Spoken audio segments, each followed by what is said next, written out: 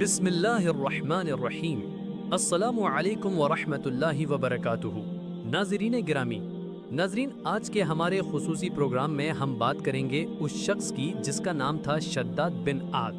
वो कौन था, उसकी बनाई हुई जन्नत कैसी थी और आखिरकार उसकी और उसकी जन्नत का क्या अंजाम हुआ। कुरान मजीद और हदीस नबवी में अल्लाह रब्बुल इज़्ज़त ने शद्दाद और उसकी कौम के बारे में क्या इरशाद फरमाया और वो कौन से सहाबी रसूल थे जिन्हें अल्लाह के हुक्म से कई सदियां गुजर जाने के बावजूद शद्दाद की जन्नत में दाखिल होने का शर्फ हासिल हुआ। यही रहेगा आज की हमारी वीडियो का मौजू और आज हम आपको ये भी बताएंगे कि शद्दाद की जन्नत के आसार इस वक्त कहाँ मिले हैं। नाजरीन, वीडियो को आगे बढ़ाने से पहले अगर आप हमारे चैनल पर नए हैं तो बराए करम हमारा चैनल इश्क़े मुस्तफ़ा सब्सक्राइब कर लीजिए। यहाँ आपको बिल्कुल मज़ेदार इस्लामी तारीख और दुनिया भर के दिलचस्प वाक़यात पर हमारी वीडियोस मिलती रहेंगी। नाजरीन, आज हम बात करेंगे अहक़ाफ़ के इलाके के बारे में। कुरान मजीद की सूरह अहक़ाफ़ का नाम भी इसी से लिया गया है। अल्लाह रब्बुल इज़्ज़त ने इस कौम को नेमतों से नवाजा था, जानवर भी, पानी भी और खुराक भी, लेकिन नेमतों की इस फरावानी ने इन्हें बागी बना दिया।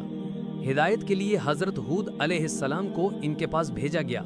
उन्होंने इन्हें तौबा की दावत दी, मगर वो कौम इनका मजाक उड़ाने लगी। वो सिर्फ अपनी शरारतों से पीछे हटने को तैयार ना हुई। इस कौम का बादशाह था शद्दाद। उसके दो भाई थे। बड़े भाई का नाम आद था, जो पहले बादशाह था। उसके मरने के बाद छोटा भाई, जिसका नाम शद्दाद था, उसने इक़्तिदार संभाला। वो वशीकरण का माहिर था।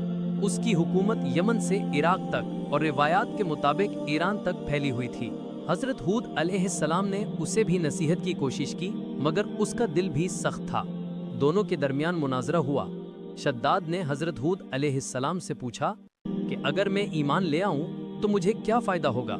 हज़रत हूद अलैहिस्सलाम ने फरमाया, तुम पर जन्नतुन फ़र्ज़ुन हो जाएगी। शद्दाद ने पूछा, जन्नतुन क्या है? हज़रत हूद अलैहिस्सलाम ने उसे जन्नत का नक्शा बयान किया। शद्दाद ने दावा कर दिया, ये क्या बड़ी बात है, मैं भी ऐसी ही जन्नत बना सकता हूँ। हज़रत हूद अलैहिस्सलाम ने उसे शिर्क और नेमतों के नशे से रोकने की कोशिश की, मगर शद्दाद ने कान न धरे। उसने अपनी सल्तनत के तमाम बड़े मुग़रिब इकट्ठे किए और अहक़ाफ़ के इलाके में 20 फरसख लंबी और चौड़ी एक जन्नत बनाने का ऐलान कर दिया। जन्नत में सोने और चांदी की कीमती चीज़ें लगवाई गईं, जवाहरात लटकाए गए। उसने शहद, दूध और पानी की नहरें बहा दी। दुनिया जहाँ के अतर व गुल के पौधे और फूल लगवा दिए। वो बुलंद सुतूनों पर महल बनाने का माहिर था। अल्लाह रब्बुल इज़्ज़त ने गैर मामूली ताकतें उन्हें अता फरमाई थीं। उनके शख्स का कद कम से कम 12 गज का होता था। उनकी ताकत ऐसी थी कि बड़े से बड़ा पत्थर, जिसे कई आदमी मिलकर भी ना उठा सकें, वो एक हाथ से उठाकर फेंक देता था। वो लोग ताकत और अपनी कुदरत पर कायम थे पूरे जवानी पर। शद्दाद की जन्नत में रेत के टीलों के दरमियान बुलंद सुतून खड़े थे और उन सुतूनों पर सोने चांदी की इमारतें खड़ी की गई थीं। शद्दाद ने फैसला किया था कि वो जन्नत की तकमील के बाद इसमें कदम रखेगा। मखरूबों ने जब उसे जन्नत की तकमील की खबर दी तो वो तैयार हुआ, अपनी फौज लेकर जन्नत का मुआयना करने निकल पड़ा। वो जन्नत के दरवाजे पर पहुंचा, घोड़े से उतरने लगा। अभी उसका एक पांव जमीन पर और दूसरा घोड़े पर था कि मलिकुल मौत हज़रत इज़राइल अलैहिस्सलाम उसके सामने आ गए। शद्दाद ने पूछा, तुम कौन हो? उन्होंने फरमाया, मैं अल्लाह रब्बुल इज़्ज़त की तरफ से भेजा गया फरिश्ता हूँ। मेरा नाम इज़राइल है और मैं मलिकुल मौत हूँ। शद्दाद ने कहा, क्यों आए हो? तो उन्होंने फरमाया, मैं तुम्हारी रूह कब्ज़ करने आया हूँ। शद्दाद ने सिर्फ जन्नत में कदम रखने की मोहलत मांगी, मगर फरिश्ते ने फरमाया, अल्लाह रब्बुल इज़्ज़त का हुक्म है कि मैं तुम्हें जन्नत में कदम न रखने दूँ। वो बहुत गिड़गिड़ाया, रोया, मगर मलिकुल मौत ने उसकी जान कब्ज़ कर ली।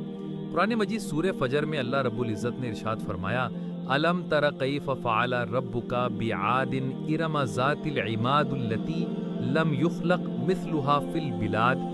अरबी में इरमा ज़ातिल इमाद और अंग्रेज़ी में आयरम ऑफ द पिलर्स। ये शहर का नाम इरम था जिसका जिक्र कुरान मजीद में है।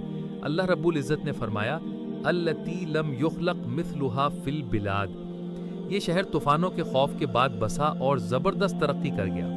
उस वक्त लोग तूफानों को भूलकर दोबारा शिर्क और बुत परस्ती की तरफ माइल हो गए। इसी फसाद पर हज़रत हूद अलैहिस्सलाम को नबी बनाकर भेजा गया। जब शिर्क और बुत परस्ती न छोड़ी तो अल्लाह रब्बुल इज़्ज़त ने अपना अजाब नाजिल करके उसे तबाह कर दिया। اس قوم کی تاریخ کو قصہ اور کہانی سمجھا جاتا تھا، مگر اسی صدی میں اس شہر کے آثار برآمد ہوئے ہیں جو شمالی خلیج کے اس حصے میں ہیں جو آج کل عمان میں شامل ہیں۔ اس کے آثار 1984 میں سیٹلائٹ چیلنجر کی مدد سے دریافت کیے گئے۔ یہ شہر مسیح سے 3000 سال قبل سے پہلی صدی عیسوی تک اونٹوں کے قافلوں کے راستے پر آباد تھا، جہاں سے ہند، بابل اور سورہ تک تجارت ہوتی تھی۔ یہ اپنے زمانے کا ایک بڑا تجارتی مرکز تھا۔ روایت کے مطابق یہ شہر ایک عظیم طوفان سے تباہ ہوا۔ اسے 1000 ستونوں والا شہر کہا جاتا تھا۔ اس کے ستون بہت اونچے تھے۔ رمضان اللہ بن اسبات نے فرمایا کہ ارم اس جنت کا نام ہے جو شداد بن عاد نے بنوائی تھی، اور اسی کو ستونوں والی قوم مانتے ہیں کہ وہ ایک عظیم الشان عمارت تھی۔ بہت سے علاقوں پر چاندی اور جواہرات لگے ہوئے تھے تاکہ لوگ آخرت کی جنت کے بدلے اس فانی جنت کو اپنا لیں۔ جب وہ عالیشان محل تیار ہو گئے اور شداد نے اپنے فوجیوں کے ساتھ جنت میں قدم رکھنے کا ارادہ کیا تو اللہ رب العزت کا عذاب نازل ہوا اور وہ سب ہلاک ہو گئے اور وہ محل بھی مٹی میں مل گئے۔ حضرت عبداللہ بن قلابہ رضی اللہ عنہ جو صحابہ رسول صلی اللہ علیہ وآلہ وسلم تھے، اتفاقاً ادھر سے گزر گئے۔ اچانک ایک دن ان کا اونٹ بھاگ گیا۔ وہ اسے تلاش کرتے کرتے اس شہر کے پاس پہنچ گئے۔ جب اس کے محلوں اور دیواروں پر نظر پڑی تو وہ بے ہوش ہو کر گر پڑے۔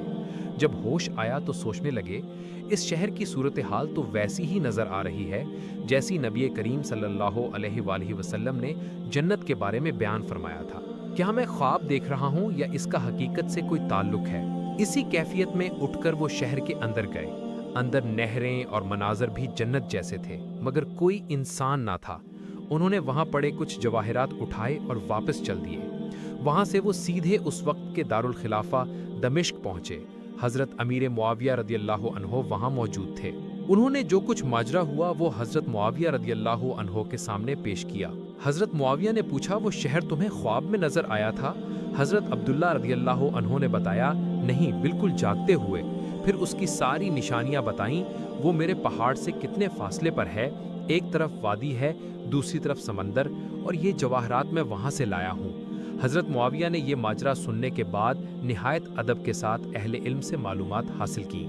انہوں نے کہا، واقعی دنیا میں ایک ایسا شہر گزرا ہے جس کی عمارتیں سونے چاندی کی تھیں۔ انہوں نے بتایا کہ قرآن مجید میں اس شہر کا ذکر ہے اور اسی آیت میں ہے، ارم ذات العماد۔